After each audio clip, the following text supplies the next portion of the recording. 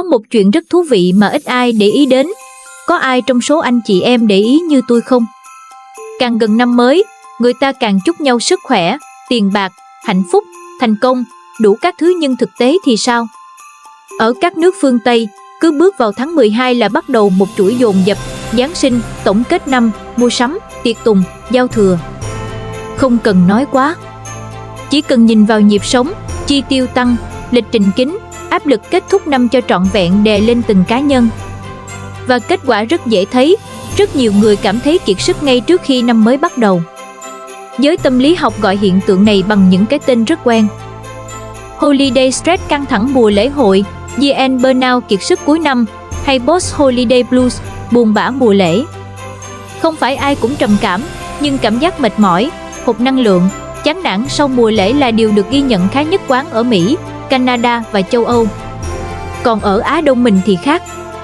Tết Nguyên Đán tới, ăn uống, thăm viếng, chúc tụng, gặp gỡ họ hàng, cười nói suốt mấy ngày liền. Nhìn bề ngoài thì rất vui, nhưng chỉ vài ngày sau Tết, cả xã hội bỗng đồng loạt than một câu quen thuộc: sao mệt dữ vậy? Không phải kiểu mệt vì ăn nhiều hay vì thiếu ngủ một đêm, mà là mệt kiểu trống rỗng, uể oải, tăng cân, khó tiêu, khó tập trung, mất động lực quay lại công việc. Cảm giác như vừa đi qua một giai đoạn hao tổn năng lượng mà bản thân cũng không gọi tên được. Cùng là kết thúc cũ, khởi đầu mới, cùng là lễ hội lớn nhất năm, nhưng Tây thường mệt trước, Á lại mệt sau. Câu hỏi đặt ra là liệu đây có phải chỉ là trùng hợp không? Không, không đâu anh chị em. Và cũng không phải do ăn nhiều hơn hay uống rượu nhiều hơn. Theo cá nhân tôi nhìn theo góc nhìn văn hóa, xã hội, đây là hệ quả của cách mỗi nền văn minh tổ chức áp lực lên con người. Nói thẳng ra hơn là cách mỗi xã hội dồn, nén và cho phép con người xả áp lực là hoàn toàn khác nhau. Chào mừng anh chị em quay lại với kênh Nhất Thế Giới, nơi chúng ta không bàn chuyện đúng, sai đạo đức, không dạy cách sống tích cực sáo rỗng, mà là bóc tách cho anh chị em thấy cách thế giới này thực sự vận hành từ bên trong ra sao. Trong video hôm nay, tôi sẽ đi thẳng vào câu hỏi: vì sao người Á Đông mệt sau Tết, còn phương Tây mệt trước hoặc ngay trong năm mới? Những gì sắp nói ra không phải cảm giác cá nhân, mà dựa trên lịch sử văn hóa, cấu trúc xã hội và các nghiên cứu tâm lý, xã hội đã được công bố nghiêm túc. Vậy nên nếu thấy nội dung này đáng để suy nghĩ, mọi người đừng quên nhấn like, share và subscribe kênh Nhất Thế Giới để không bỏ lỡ series năm mới này nhé. Giờ thì thắt dây an toàn đi, chúng ta sắp lật tung bí mật văn hóa toàn cầu cùng nhau rồi đây. Phương Tây, mệt mỏi từ trước, tích tụ khủng khiếp. Anh chị em ơi, giờ ta đi sâu vào phương Tây trước nhé. Với dân Tây, mùa lễ hội năm mới không thực sự bắt đầu vào đêm ngày 31 tháng 12 đâu. Nó bắt đầu từ Black Friday cuối tháng 11 luôn rồi. Ngay khoảnh khắc đó, cả xã hội bước vào một guồng quay kéo dài hơn một tháng, mua sắm điên cuồng, tiệc tùng liên miên, tổng kết năm cũ, kỳ vọng ngút trời và tiêu tiền như nước. Giáng sinh, rồi đêm giao thừa về mặt văn hóa thì là lễ hội vui vẻ. Nhưng về mặt tâm lý và sinh học, đó là một chuỗi dồn nén liên tục. Họ mệt trước vì văn hóa party và thương mại hóa kinh khủng lắm. Thử tưởng tượng nhé. Bạn vừa làm việc suốt cả năm, cuối năm thay vì chậm lại, bạn phải chạy deadline cho kịp nghỉ lễ. Dự tiệc công ty liên tục, uống rượu bia nhiều hơn bình thường. Mua quà trong cảnh chen chúc như Black Friday biến thành chiến trường, chi tiêu vượt kế hoạch, và quan trọng nhất là vẫn phải tỏ ra vui vẻ. Đó không phải nghỉ, đó là burnout đội lốt lễ hội đấy. Không phải tự nhiên mà khảo sát của American Heart Association năm 2023 ghi nhận 63% người Mỹ nói mùa lễ hội stress hơn cả nộp thuế, chủ yếu vì tài chính, lịch trình dày đặc và áp lực xã hội. Nhiều khảo sát cho thấy hơn một nửa nói họ cần vài tuần sau đó mới hồi phục lại bình thường. Và cảm xúc tiêu cực phổ biến nhất không phải là buồn, mà là kiệt sức. Đêm ngày 31 tháng 12, người ta bung, nhưng thực ra bung ở đây không hẳn bung để vui đâu. Bung vì đã nén quá lâu.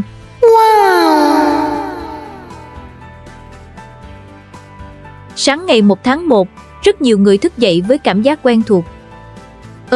Năm mới rồi, mà sao mình lại mệt dữ vậy? Và hangover đó không chỉ đến từ rượu bia, nó còn là hangover tâm lý nữa, não mệt, cảm xúc trống rỗng, năng lượng tụt dốc. Những ai đang sống ở Mỹ, Canada hay châu Âu chắc không lạ cảnh. Sáng ngày 1 tháng 1, đường vắng, nhiều người, nằm thế này nhỉ? Các bạn nào đang sống bên Tây đang xem video này thì bình luận xác nhận giúp tôi đi nhé. Nhưng mệt của phương Tây chưa dừng lại ở đó. Nếu ở Á Đông, áp lực đến từ họ hàng, thì ở phương Tây, áp lực đến từ chính bản thân mình. Cuối năm, văn hóa phương Tây có một nghi thức rất sâu. Tổng kết đời mình. Hả? Điều này không mới. Từ thời La Mã cổ đại, người ta đã có khái niệm nhìn lại, nhìn tới, gắn năm mới với thần dây nớt, vị thần hai mặt nhìn về quá khứ và tương lai. Tức là, bạn đã làm được gì? Bạn đang đứng ở đâu? Bạn sẽ trở thành ai? Bản thân việc nhìn lại không có gì sai. Vấn đề là xã hội hiện đại biến nó thành so sánh liên tục. Mạng xã hội, truyền thông, quảng cáo, lặp đi lặp lại một thông điệp nghe rất đẹp. Bạn có thể và nên trở thành phiên bản tốt hơn. Nghe thì tích cực, nhưng trong tâm lý học, nó tạo ra một thứ rất nguy hiểm. Khoảng cách giữa con người thật và con người lý tưởng. Khoảng cách đó càng lớn, mức stress càng cao. Không phải ngẫu nhiên mà nhiều nghiên cứu tại Mỹ và châu Âu chỉ ra, cuối tháng 12 là thời điểm lo âu, cô đơn và trầm cảm tăng rõ rệt. Và điều quan trọng là không chỉ do thời tiết lạnh.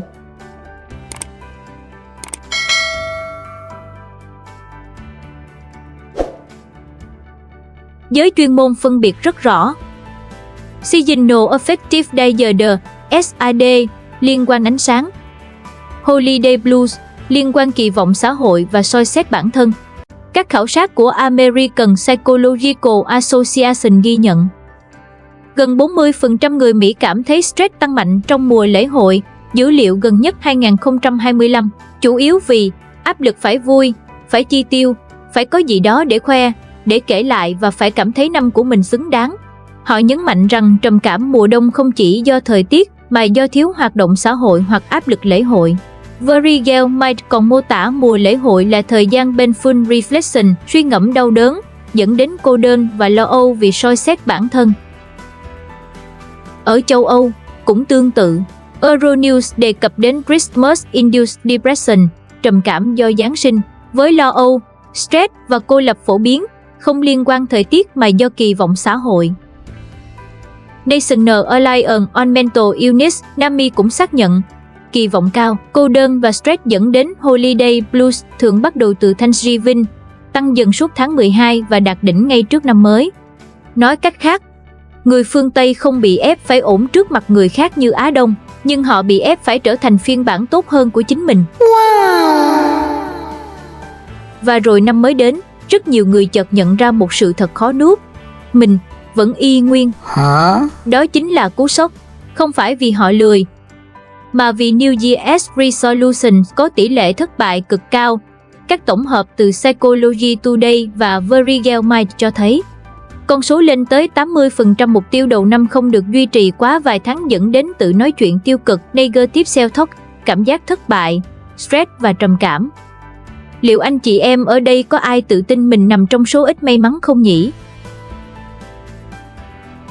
Khi kỳ vọng cao mà không đạt, não bộ rất hay tự diễn giải thành mình thất bại. Và đó là lý do vì sao phương Tây mệt trước năm mới và trống rỗng ngay trong năm mới. Tóm lại phần này, dân bên Tây mệt trước không phải vì vui chơi quá đà đơn thuần, mà vì lễ hội bị thương mại hóa mạnh, áp lực phải sống tốt hơn dồn liên tục, và một cuộc chiến tâm lý, tự đánh giá, tự so sánh, tự thất vọng. Nói cách khác, họ mệt vì kỳ vọng cá nhân bị xã hội khuếch đại. Giờ thì, mình quay sang Á Đông, để xem vì sao họ không mệt trước, mà mệt dồn sau Tết nhé. Và tin tôi đi, cách Á Đông làm con người mệt còn tinh vi hơn nhiều. Hả? Á Đông, mệt bùng nổ sau Tết, marathon gia đình. Nếu phương Tây mệt trước năm mới vì áp lực tự thân bị dồn nén quá lâu, thì Á Đông mệt sau Tết vì một thứ khác hoàn toàn. Nghĩa vụ tập thể kéo dài nhiều ngày liền. Tết Nguyên đán ở các nước Á Đông thường rơi vào tháng 1-2 dương lịch. Chuẩn bị trước Tết có thể nhẹ nhàng kiểu như dọn nhà, mua sắm, sắm sửa, nhưng cao trào thực sự không nằm trước Tết mà nằm trọn trong Tết và dồn về sau Tết. Về mặt văn hóa, Tết không phải là holiday theo nghĩa nghỉ ngơi thoải mái. Nó là nghi lễ xã hội lớn nhất trong năm. Tết Á Đông bằng tái khẳng định trật tự gia đình và xã hội. Trong các xã hội chịu ảnh hưởng mạnh của Khổng giáo như Việt Nam, Trung Quốc, Hàn Quốc, một phần Nhật Bản, gia đình là đơn vị trung tâm của xã hội. Vai vế, thứ bậc, quan hệ phải được kích hoạt lại định kỳ. Quan hệ xã hội không được lỏng, phải đi, chào, thăm, xác nhận. Tết chính là cơ chế đó. Nhiều nghiên cứu về văn hóa Đông Á như Hofstede's Collectivism Index chỉ ra rằng lễ nghi tập thể không nhằm làm cá nhân thoải mái mà để duy trì ổn định của hệ thống xã hội. Nói thẳng ra là Tết không được thiết kế để bạn nghĩ thật sự. Tết được thiết kế để xã hội kiểm tra bạn còn đúng vai hay không.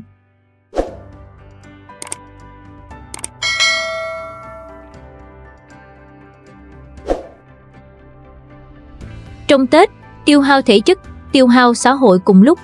Hãy nhìn thực tế Tết Á Đông. Thức khuya giao thừa với tục canh cũ, thức trắng để cầu phúc. Di chuyển đường dài về quê, kẹt xe, chen chúc. Thăm viếng họ hàng nhiều ngày liên tiếp. Ăn uống dư thừa đạm, mỡ, rượu bia. Giao tiếp dày đặc, gần như không có không gian riêng. Ở Việt Nam, mỗi dịp Tết, hàng chục triệu lượt di chuyển liên tỉnh. Tai nạn giao thông, quá tải y tế, rối loạn tiêu hóa đều tăng. Bộ Y tế Việt Nam và nhiều bệnh viện tuyến trung ương liên tục cảnh báo sau mỗi dịp Tết, tăng ca nhập viện vì rối loạn tiêu hóa, rối loạn giấc ngủ, mệt mỏi kéo dài, bệnh nền nặng lên ở người cao tuổi. Điểm mấu chốt nằm ở đây, mệt này không được xả ngay, vì trong Tết, bạn không được phép mệt. Bạn có thể buồn bã, nhưng vẫn phải cười. Hả? Mệt, nhưng vẫn phải đi. Không muốn nói, nhưng vẫn phải tiếp khách. Đây chính là thứ tâm lý học gọi là Social Obligation Fatigue, kiệt sức vì nghĩa vụ xã hội. Phổ biến ở văn hóa tập thể Đông Á, theo nghiên cứu về tập thể hóa và Interrupt Vigilance of NAS, nơi giao tiếp có vai vế tiêu hao năng lượng gấp nhiều lần giao tiếp tự do. Sau Tết, hội chứng hậu Tết là hiện tượng có thật. Ở Việt Nam, Trung Quốc, Hàn Quốc, khái niệm như Post-Holiday Syndrome hay Post-Lunar New Year Fatigue được nhắc tới rất thường xuyên trong y văn phổ thông và truyền thông y tế. Các biểu hiện lặp đi lặp lại hàng năm, uể oải, thiếu động lực, rối loạn giấc ngủ, tăng cân, khó tiêu, khó quay lại nhịp làm việc. Nhiều người kể, về quê thăm nội ngoại hết 3 đến 7 ngày, ăn uống no nê, xong về nhà, nằm luôn. Truyền thông chính thống Việt Nam nhiều năm liền ghi nhận lượng người đi khám tiêu hóa, mệt mỏi, stress tăng mạnh ngay sau Tết. Các hệ thống y tế tư nhân lẫn công lập đều thừa nhận. Sau kỳ nghỉ Tết dài, lượng bệnh nhân quay lại tăng rõ rệt, đặc biệt là các vấn đề liên quan đến ăn uống quá độ, thiếu ngủ, kiệt sức. Ở Trung Quốc, nhiều bài tổng hợp y khoa công khai cũng ghi nhận. Sau Tết Nguyên đán, các triệu chứng kiệt sức và rối loạn tiêu hóa tăng đáng kể, liên quan trực tiếp đến di chuyển quy mô lớn, cộng thêm ăn uống kéo dài và thiếu phục hồi. Đây không phải chuyện vài cá nhân. Nó là hiện tượng xã hội lặp lại hàng năm. Nhiều người hay đổ lỗi do ăn nhiều quá thôi. Nhiều đó thì không đủ thuyết phục đâu. Vấn đề không nằm ở bánh chưng hay thịt kho. Vấn đề cốt lõi là tiêu hao liên tục nhiều ngày mà không có thời gian hồi phục. Khác với bên Tây, dân Tây party trước rồi xả trong đêm, mệt trước, còn dân Á Đông bung đều suốt nhiều ngày trong Tết, vỡ trận sau. Tết Á Đông giống một cuộc marathon xã hội, chứ không phải một bữa tiệc ngắn hạn. Văn hóa tập thể, vui nhưng phải trả giá. Sẽ có người sẽ phản biện, nhưng Tết vui mà, gia đình sum họp mà. Đúng, nhưng vui không đồng nghĩa với không mệt. Các nghiên cứu về xã hội tập thể chỉ ra, giao tiếp trong môi trường có vai vế, kỳ vọng và đánh giá tiêu hao năng lượng tâm lý cao hơn gấp nhiều lần so với giao tiếp tự do. Nói nôm na là, gặp bạn thân, bạn được là bạn. Gặp họ hàng, bạn phải là vai của bạn. Và khi vai đó phải diễn kéo dài 5, 7 đến 10 ngày liên tục, não bộ sẽ tắt động lực để tự bảo vệ. Đó là lý do rất quen thuộc vì sao mùng 1 còn sung, mùng 3 bắt đầu mệt, mùng 6 và mùng 7 chỉ muốn trốn. Hả? Không phải bạn yếu, mà vì hệ thống này ưu tiên tập thể và nó không được thiết kế cho cá nhân hồi phục nhanh. Người Á Đông không mệt vì Tết dở. Họ mệt vì Tết quá đúng vai, quá đủ lễ, quá kéo dài. Mùng 1 nội, mùng 2 ngoại, mùng 3 thầy cô, mùng 4 bạn bè, mùng 5 họ xa, ăn nhà này chưa tiêu đã ăn nhà khác, cười chưa xong đã chào tiếp. Xong mùng 10 đi làm lại, và câu quen thuộc vang lên. Không hiểu sao tôi mệt dữ vậy. Giờ thì anh chị em hiểu rồi đó, mọi người vừa chạy xong một marathon văn hóa. So sánh và lý do cốt lõi. Giờ là lúc chúng ta hãy cùng nhau gom gọn hai bên lại với nhau để thấy bức tranh toàn cảnh nhé. Tại sao Tây mệt trước năm mới, còn Á mệt sau Tết, và cốt lõi nằm ở đâu? Nếu gom gọn hết mọi phân tích từ đầu tới giờ thì câu trả lời không nằm ở Tết hay năm mới. Hả? Mà sự khác biệt giữa Á Đông và phương Tây là nó nằm ở cách mỗi nền văn minh tổ chức và kiểm soát áp lực lên con người. Khác biệt cốt lõi, xã hội kiểm soát bằng cái gì? Sự khác biệt đỉnh cao chính là đây. Phương Tây kiểm soát bằng kỳ vọng cá nhân. Trong văn hóa cá nhân chủ nghĩa, giá trị con người gắn với thành tựu cá nhân. Cuối năm là thời điểm tự soi, tự đánh giá, tự so sánh. Mình có tốt hơn năm ngoái không trở thành câu hỏi vô hình nhưng ám ảnh. New Year's Resolutions không phải là vấn đề, áp lực phải thay đổi mới là vấn đề. Khi kỳ vọng cao mà kết quả không tương xứng, thì não bộ sẽ tự diễn giải thành mình thất bại. Và vì thế, phương Tây mệt trước khi bước sang năm mới, vì năm mới là thời điểm bị soi nhiều nhất. Á Đông kiểm soát bằng nghĩa vụ tập thể. Trong văn hóa tập thể, giá trị cá nhân gắn với vai trò trong gia đình, họ hàng, cộng đồng. Tết là thời điểm tái xác nhận trật tự xã hội. Mình đã làm tròn vai chưa mới là câu hỏi trung tâm. Ở đây, không làm tròn vai không chỉ là chuyện cá nhân, nó là chuyện mất mặt, lệch chuẩn, sai vị trí.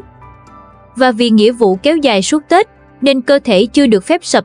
Chỉ đến khi Tết kết thúc, khi nghĩa vụ tạm xong, cơ thể mới đòi nợ. Đó là lý do Á Đông mệt sau Tết. Để minh họa rõ hơn, đây là biểu đồ so sánh chủ nghĩa cá nhân và chủ nghĩa tập thể theo mô hình Hofstede, dữ kiện chuẩn từ Hofstede Insights. Mỹ đạt khoảng 91, cao nhất thế giới, chủ nghĩa cá nhân cực mạnh, trong khi Việt Nam khoảng 20, Trung Quốc 20, Hàn Quốc 18 đều thuộc nhóm tập thể thấp nhất, ưu tiên tập thể và nghĩa vụ gia đình. Một bên đánh vào cái tôi, một bên đánh vào vị trí xã hội. Nếu nói thẳng, rất thẳng. Phương Tây hỏi, mày đã đủ giỏi chưa? Á Đông hỏi, mày đã đủ lễ, đủ mặt, đủ vai chưa? Hả? Một bên đánh trực tiếp vào cái tôi cá nhân. Bên kia đánh vào vị trí của bạn trong hệ thống. Cả hai đều khiến con người mệt, chỉ khác thời điểm bùng nổ.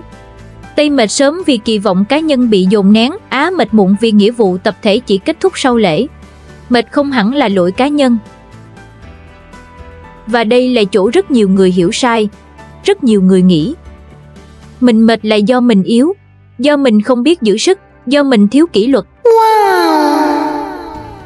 Không hẳn, phần lớn cái mệt này không phải lỗi cá nhân. Nó là phản ứng sinh lý và tâm lý bình thường khi con người phải chịu áp lực, kéo dài, lặp lại, không có thời gian hồi phục. Cho tới hiện tại, chưa có nghiên cứu nào so sánh trực tiếp mức độ kiệt sức giữa Giáng sinh phương Tây và Tết Nguyên đán Á Đông.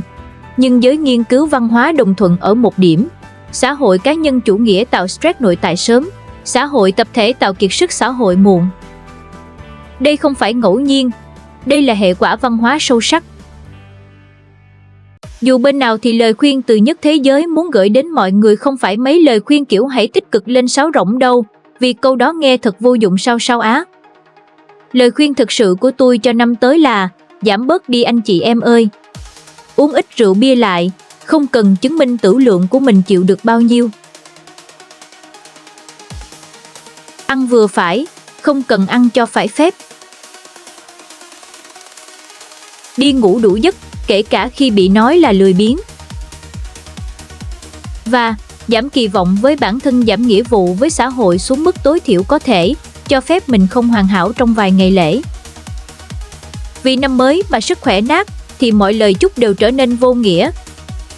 Năm mới mà khỏe mạnh thực sự thì mới vui, mới thấy hạnh phúc thực sự, chứ không phải sống sót qua lễ rồi nằm bẹp. Vì cuối cùng, năm mới không làm ai tốt hơn cả. Nó chỉ phóng đại những áp lực đã có sẵn suốt cả năm. Nếu bạn mệt trước năm mới, đó không hẳn vì bạn thất bại, nó có thể bạn đang bị ép chạy theo phiên bản hoàn hảo không tồn tại. Nếu mệt sau Tết, không hẳn vì bạn lười, nó có thể bạn vừa sống sót qua một giai đoạn chịu đựng tập thể kéo dài. Hiểu được những điều này, bạn sẽ thấy Tết, Giáng sinh hay năm mới chỉ là một cái gương soi, nó không làm bạn yếu đi, mà chỉ cho thấy bạn đã bị ép như thế nào suốt cả năm. Nếu hôm nay biết nó rồi thì chill đi, sống khỏe hơn, bớt áp lực và bớt tự hành xác mình hơn nhé.